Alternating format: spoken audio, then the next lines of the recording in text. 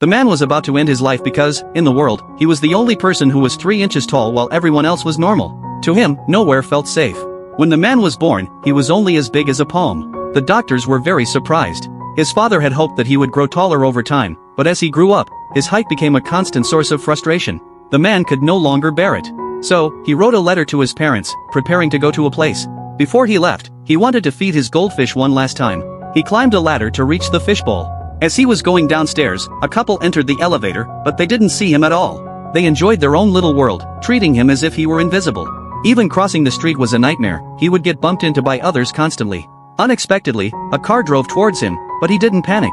Instead, he slowly lay down on the ground and narrowly avoided being hit.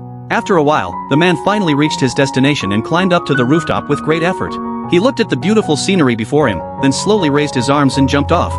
The man fell onto the road, but to his surprise, a beam of light suddenly shone on him. His soul appeared and began to fly towards the sky. As he looked at the familiar city receding into the distance, he felt a wave of sadness. But then, he was bumped by something. It turned out that other souls were flying towards him, and soon he was surrounded and jostled by a crowd of souls. The man finally vented all the negative emotions he had been holding back. He quickly sped up and overtook group after group of souls. He got closer and closer to a bright light. Just then, a tall man pushed past him. This time, the man didn't back down. They began to chase each other through the crowd. Unexpectedly, the tall man pinned him to the side and rubbed against him. Fortunately, the man seized the opportunity, kicked the tall man back, and continued to sprint forward.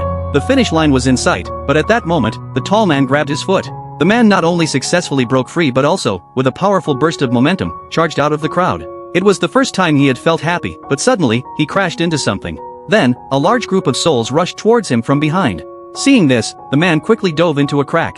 In a moment of desperation, he managed to squeeze in, and to his amazement, the crack closed up behind him.